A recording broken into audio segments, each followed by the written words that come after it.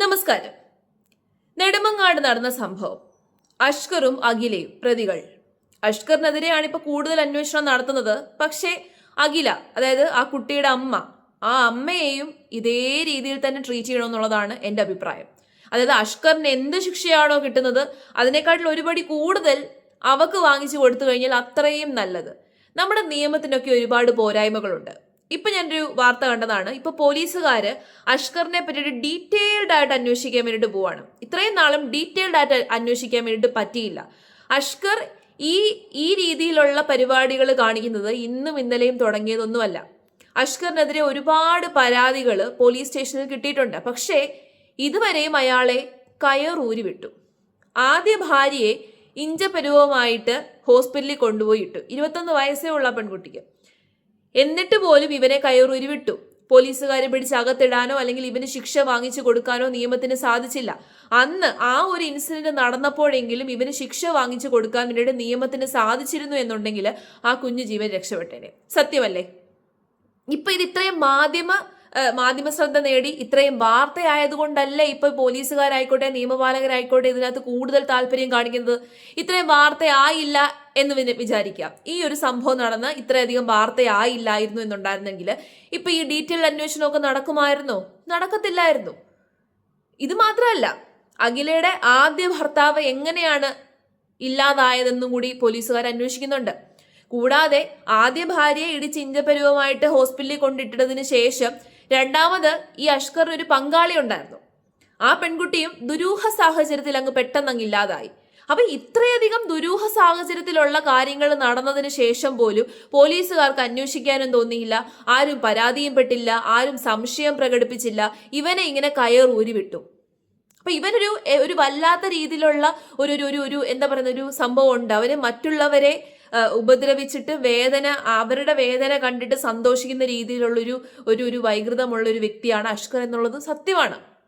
ഒരുപക്ഷെ ഇത് അഖിലയ്ക്ക് അറിയാമായിരിക്കും ഇവന്റെ ഈ സ്വഭാവം. അപ്പം സ്വന്തം മേല് നോവാതിരിക്കാൻ വേണ്ടിയിട്ട് സ്വന്തം മകനെ അങ്ങ് ഇട്ടുകൊടുത്തതാണെങ്കിലോ? അഖില അറിഞ്ഞില്ല എന്ന് പറഞ്ഞു കഴിഞ്ഞാൽ അവൾ എന്തുവാ കണ്ണും ചെവിയൊന്നും കേൾക്കാത്ത ഒരു പൊട്ടിയായിരുന്നോ? സ്വന്തം മകനോട് ഈ ക്രൂരത കാണിച്ചിട്ട്. അവൾ 10 മാസം വയറ്റിലിട്ട് ചുമന്ന് പ്രസവിച്ചതല്ലേ, വേദന അറിഞ്ഞു തന്നെ പ്രസവിച്ചതല്ലേ.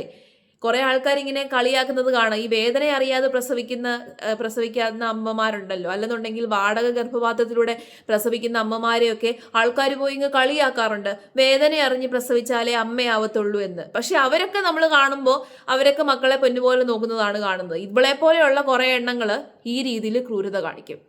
അപ്പൊ ഇപ്പോഴാണ് ഇതൊക്കെ അന്വേഷിക്കാനുള്ള ഒരു ബോധം, അങ്ങനെ തന്നെ പറയാം. ഇപ്പോഴാണോ ഈ ബോധോദയം ഉണ്ടായത്? ഇതിനു മുമ്പ് എന്തുകൊണ്ടാണ് ഇത്തരം സാഹചര്യങ്ങളൊന്നും അന്വേഷിക്കാത്തത്? ഇത്തരം ക്രിമിനൽസിനെ എന്തുകൊണ്ടാണ് അകത്തിടാത്തത്? നമ്മുടെ നിയമത്തിന് ഒരുപാട് ലൂപ്പ് ഹോൾസ് ഉണ്ട് എന്ന് പറഞ്ഞിട്ട് നിയമപാലകരായിക്കോട്ടെ, ജഡ്ജിമാരായിക്കോട്ടെ, ബാക്കിയുള്ള ആൾക്കാരായിക്കോട്ടെ കൈമലർത്തി കാണിക്കാറുണ്ട്. നമ്മുടെ നിയമം ഇങ്ങനെയാണ്, നമ്മുടെ നിയമത്തിന് ലൂപ്പ് ഹോൾസ് ഉണ്ട് എന്ന്. അങ്ങനെ ലൂപ്പ് ഹോൾസുകൾ അടയ്ക്കാനും കൂടിയാണ് ഈ നിയമപാലകർ. ഇത്തരം സാഹചര്യത്തിൽ ഒരാൾ പ്രതിയാണ് എന്ന് പൂർണ്ണ തെളിവ് കിട്ടിയിട്ടുണ്ടെന്നുണ്ടെങ്കിൽ അയാളെ പിടിച്ച് അകത്തിടാനും അയാൾക്ക് ശിക്ഷ വാങ്ങിച്ചു കൊടുക്കേണ്ട ഉത്തരവാദിത്തം കൂടി നിയമപാലകർക്കുണ്ട്. പക്ഷെ നമ്മുടെ നാട്ടിലെ നിയമപാലകർ അങ്ങനെ ചെയ്യാറില്ല. ഇപ്പൊ ഈ മാധ്യമങ്ങളുടെ ശ്രദ്ധയൊന്ന് തിരിഞ്ഞോട്ടെ. ഇതുപോലുള്ള ഇതേ രീതിയിൽ സമാനമായിട്ടുള്ള കുറേ കേസുകൾ ഇതിനു മുമ്പും ഉണ്ടായിട്ടുണ്ട്. അത്തരം കേസുകളിൽ പ്രതിയാക്കപ്പെട്ടുള്ള ആൾക്കാർക്ക് എത്ര ശിക്ഷ കിട്ടിയിട്ടുണ്ട്?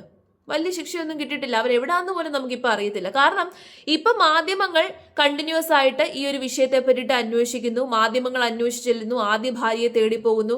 ആദ്യ ഭാര്യ കിടക്കുന്ന ആശുപത്രിയിൽ പോകുന്നു.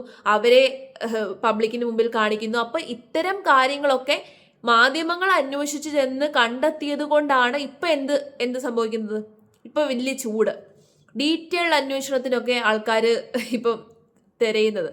അപ്പൊ ഇതിനു മുമ്പ് ഇവരെ ചുറ്റിപ്പറ്റി തന്നെ ഇതിനു മുമ്പ് 2 പേരില്ലാതായിട്ടുണ്ട്, ഒരാണും ഒരു പെണ്ണും. അഖിലയുടെ ഭർത്താവ് ഇല്ലാതായതിനു ശേഷം അപ്പൊ തന്നെ അഖിലയ്ക്ക് ഇവനുമായിട്ട് ബന്ധമാകുന്നു, ഇവന്റെ കൂടെ പോയി താമസിക്കുന്നു. ഇത്രയും നാളും അമ്മൂമ്മമാരുടെ കൂടെ ആയിരുന്നു ഈ കുട്ടി ഉണ്ടായിരുന്നത്.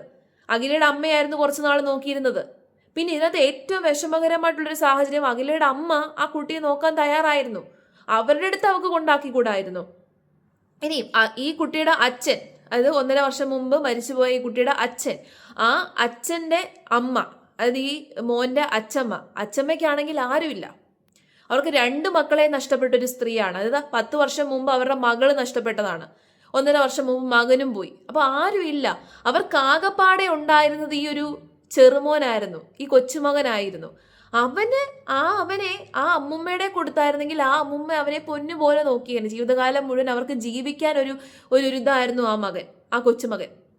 അങ്ങനെ ഒരു ആളെയാണ് അത് ഒരു കുടുംബത്തിൽ അല്ലെങ്കിൽ ഒരു അമ്മയുടെ ഒരു അമ്മൂമ്മയുടെ പ്രതീക്ഷയെ മുഴുവനായിട്ട് ഇവര് അസ്തമിച്ചു കളഞ്ഞു. നാട്ടുകാരിൽ പലർക്കും സംശയം ഉണ്ടായിരുന്നു എന്ന് പറയുന്നു. പലരും പറയുന്നു ഞങ്ങൾക്ക് സംശയമുണ്ടായിരുന്നു. പക്ഷെ ആ സംശയങ്ങളൊക്കെ ഇതിന് മുമ്പ് എന്തുകൊണ്ട് പ്രകടമായില്ല? ഇപ്പൊ നാട്ടുകാർ അവനെ കയ്യേറ്റം ചെയ്തു, വളരെ നല്ല കാര്യം. അവന് 10-20 എണ്ണം കൂടെ കൂടുതൽ കിട്ടണമായിരുന്നായിരിക്കും എല്ലാവരും ആഗ്രഹിച്ചത്. പക്ഷെ ഇതിന് മുമ്പ്, കാരണം ഇതെല്ലാം നടക്കുന്നത് ആ നാട്ടിൽ തന്നെയാണല്ലോ, ഇതെല്ലാം സംഭവിക്കുന്നത് ആ നാട്ടിൽ തന്നെയാണല്ലോ. പിന്നെ ഈ അഷ്കർ എന്ന് പറയുന്ന ആ കാബാലികന്റെ അമ്മ, അല്ലെങ്കിൽ അവന് സഹോദരിമാരോ അച്ഛനോ ഒക്കെ ഉണ്ടെങ്കിൽ അവരെല്ലാവരും പ്രതിസ്ഥാനത്തുള്ളവരാണ്. ഇതൊക്കെ കണ്ടു നിന്ന് അല്ലെന്നുണ്ടെങ്കിൽ ഇതിനു വേണ്ടിയിട്ട് ഇട്ടുകൊടുത്ത ആ കുട്ടിയുടെ അമ്മയാണ് ഏറ്റവും കൂടുതൽ ക്രൂരത ചെയ്തത്. കാരണം ഇതൊക്കെ നോക്കി നിന്നു എന്ന് പറയുമ്പോൾ ഇവക്കിതെല്ലാം അറിയാമായിരുന്നു. അവന്റെ 2 കൈ ഒടിഞ്ഞപ്പോൾ തന്നെ ഇവക്ക് അറിയാമായിരുന്നു എന്താണ് സംഭവം എന്നുള്ളത്. അപ്പൊ എന്നിട്ടും പിന്നെയും ഇല്ലാതാകുന്നത് വരെ ഇട്ടുകൊടുത്തിട്ട് ഇപ്പോഴും അവൾ ഒരക്ഷരവും മിണ്ടിട്ടില്ല. ഇപ്പോഴും അവൾ വാ തുറക്കാൻ പോലും തയ്യാറാവുന്നില്ല. അപ്പൊ അവളും ക്രിമിനലല്ലേ, അവളും കുറ്റക്കാരിയല്ലേ? അപ്പം നമ്മുടെ നിയമത്തിന് ഒരുപാട് ലൂപ്പ് ഹോൾസുകൾ ഉണ്ടായിരിക്കാം, നമ്മുടെ നിയമത്തിന് ഒരുപാട് പ്രശ്നങ്ങൾ ഉണ്ടായിരിക്കാം. പക്ഷെ ഇപ്പൊ മനസ്സിലായില്ലേ, ഇത്തരം വൃത്തികെട്ടവന്മാരെ വെളിയിൽ തുറന്നു വിടുന്നതിന്റെ പ്രശ്നം ഇപ്പൊ നിങ്ങൾക്ക് മനസ്സിലായില്ലേ? അന്നേ ഫസ്റ്റ് വൈഫ് ആമിന എന്നാണ് ആ മോളുടെ പേര്. 21 വയസ്സേ ഉള്ളൂ. അതിനെ കണ്ടു കഴിഞ്ഞാൽ നമുക്ക് സങ്കടം വരും. അതിന് സംസാരിക്കാൻ പോലും പറ്റുന്നില്ല, സംസാരശേഷിയില്ല, ഒരു ശേഷിയും ഇല്ലാതെ ആശുപത്രിയിലാണ്, കുറേ നാൾ കൊണ്ട് ആശുപത്രിയിലാണ്. ഇനി ഒരു സാധാരണ നിലയിലേക്ക് അത് എത്തിച്ചേരണമെന്നുണ്ടെങ്കിൽ വർഷങ്ങളെടുക്കും. അതിന് തലച്ചോറിന് ക്ഷതം പറ്റിയതാണ് ഇവൻ കാരണം.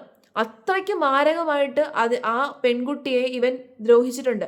അപ്പൊ അതുകൊണ്ട് തന്നെ അതില്ലാതായി എന്ന് വേണമെങ്കിൽ പറയാം. ഒരു മനുഷ്യജീവനാണ് അതും. അത്രയൊക്കെ അതിനെ ചെയ്തിട്ട് ഇവനൊരു ശിക്ഷയും കൊടുക്കാതെ ഇവൻ കൂളായിട്ട് നാട്ടിലിറങ്ങി നടന്നല്ലോ. അന്നേ അവനെ പിടിച്ച് ജയിലിൽ അടച്ചിരുന്നുണ്ടെങ്കിൽ ഇപ്പൊ ഇത്രയും സംഭവങ്ങൾ ഉണ്ടാവത്തില്ലായിരുന്നു. പിന്നാമ്പുറ കഥകൾ അന്വേഷിച്ച് ചെന്ന് കഴിഞ്ഞ് ചിലപ്പോൾ അഖിലയുടെ കെട്ടിയവനെ ഇല്ലാതാക്കിയതും ഇവന്റെ കൂടെ താമസിച്ചിരുന്ന പെൺകുട്ടിയെ ഇല്ലാതാക്കിയതും ഒക്കെ ഇവൻ തന്നെ ആയിരിക്കും. അതിന് തന്നെയാണ് സാധ്യത. അല്ലാതെ വേറെ സാധ്യതകളൊന്നും തന്നെ നമ്മൾ നോക്കിയിട്ട് കാണുന്നില്ല. ഇങ്ങനെ ഒത്തിരി പ്രശ്നങ്ങൾ നമ്മുടെ നാട്ടിൽ നടക്കുന്നുണ്ട്. ആ പ്രശ്നങ്ങളുടെ എല്ലാം ഒരു മൂല കാരണം നമ്മുടെ നിയമങ്ങൾ തന്നെയാണ്. ഇതുപോലെ 1 തവണയും 2 തവണയും ഒക്കെ തെറ്റുകൾ ചെയ്തിട്ട് അവരെ ആരെയും പിടിച്ച് ജയിലിലിടുന്നില്ല. ജയിലിലിടാതിരിക്കുമ്പോൾ ഇവർക്കൊരു ഇതാവും, എന്ത് ചെയ്തു കഴിഞ്ഞാലും ഞങ്ങൾ ജയിലിൽ പോകേണ്ടി വരില്ല എന്നുള്ള അവർക്ക് ഭയമില്ലാതെയാവും. നിയമത്തോടുള്ള പേടിയില്ലാതെയാവും, നിയമത്തോടുള്ള എല്ലാ ഇതും ഇല്ലാതെയാവും. അങ്ങനെ നിയമത്തോടുള്ള ഭയം ഇല്ലാതെയായി കഴിഞ്ഞാൽ മനുഷ്യൻ കൂടുതൽ തെറ്റുകൾ ചെയ്തുകൊണ്ടേയിരിക്കും. എന്തുകൊണ്ടാണ് നമ്മുടെ നിയമം ഇനിയെങ്കിലും കുറച്ചും കൂടി ബെറ്റർ ആക്കാത്തത്? ഇത്തരം സാഹചര്യങ്ങളെങ്കിലും അല്ലെങ്കിൽ ഇത്തരം കേസുകളിലെങ്കിലും, ഇതിപ്പോ റെയറസ്റ്റ് ഓഫ് റെയറസ്റ്റ് ആയിട്ടുള്ള കേസല്ലേ? അപ്പൊ നമ്മുടെ ഇന്ത്യൻ നിയമപ്രകാരം ഇവന് ഏറ്റവും പരമോന്നതമായിട്ടുള്ള ശിക്ഷ തന്നെ ഇവന് കിട്ടണം. ഇവന് മാത്രമല്ല ആ പെണ്ണിനും കിട്ടണം. അഖില എന്ന് പറയുന്ന വൃത്തികെട്ട സ്ത്രീക്കും എന്താണോ നമ്മുടെ നാട്ടിൽ അൾട്ടിമേറ്റ് ആയിട്ട് ഏത് ശിക്ഷയാണോ കൊടുക്കുന്നത് ആ ശിക്ഷ തന്നെ ഇവർക്ക് 2 പേർക്കും കിട്ടണം.